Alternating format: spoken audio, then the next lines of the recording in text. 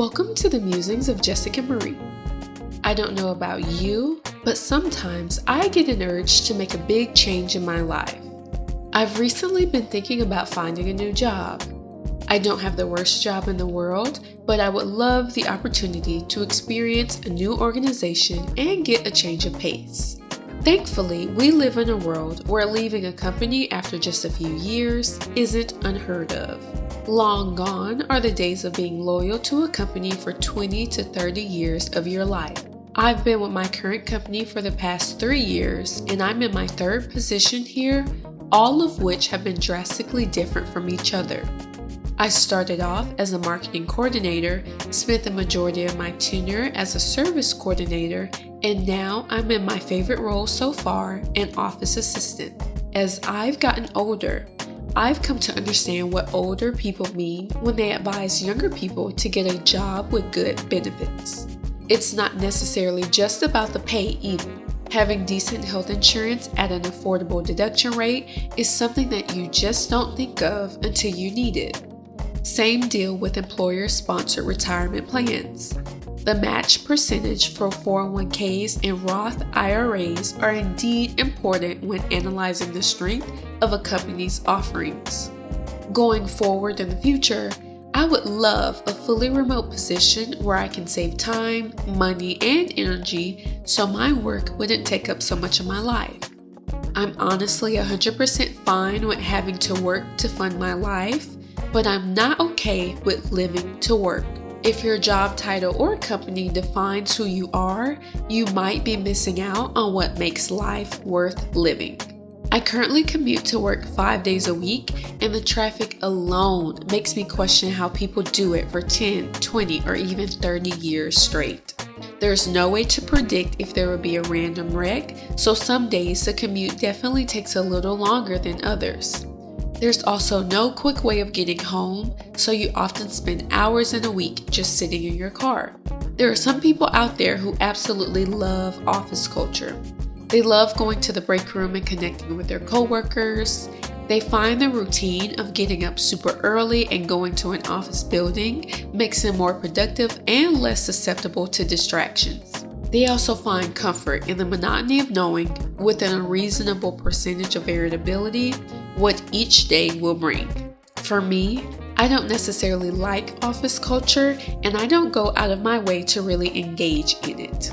I believe that I was hired to fulfill a job, and that's why I show up to work each day.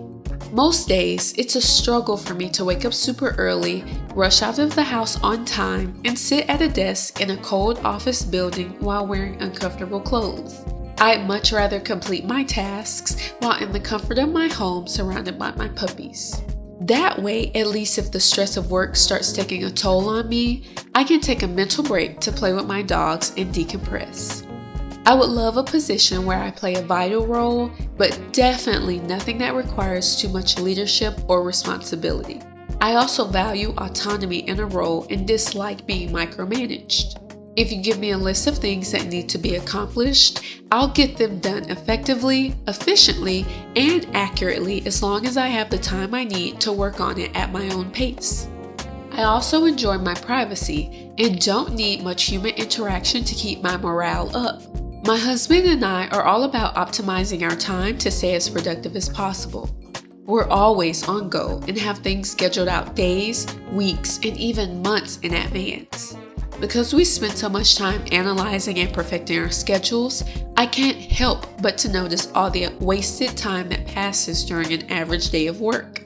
Staying focused for 8 hours straight is an extreme task that only certain people can actually accomplish. For those normal people like me out there, we have to utilize many breaks to keep us from getting burned out. Sometimes that means taking a 10-minute break to check Instagram or even walking outside to get a breath of fresh air just to reset your mind. I imagine that one day the way we work will get a major overhaul. I bet the movement will be sparked by attempts to reduce the amount of waste, unproductivity, and expenses that come with operating a brick-and-mortar business. Of course, some jobs will retain the traditional working model that we know now, but I think a majority of jobs can move to a more flexible model that allows for more autonomy in getting tasks done. Allowing people to have the freedom to fit work in around their specific life situation would significantly increase morale amongst workers. For the majority of office jobs, there just isn't that much consistent work to keep you completely occupied, engaged, and tapped in for an entire 8-hour, 5-day work week. I think it's also important to be mindful of the effort you put into your job and make sure it doesn't surpass the effort you put into your family, personal growth, and hobbies. Even though you spend a good portion of time working, you don't have to break your back for your job. Of course, some days will naturally require more effort than others, but I don't think every single day should be stressful to the point where you're mentally exhausted and it starts impacting other areas of your life. It's okay to show up, do your job effectively, and go on about your life when it's quitting time. It's also okay to work just to get the money and resources you need to do things outside of work that you've always wanted to do. So often, people get shamed for not wanting to climb a corporate ladder or advance to the next position.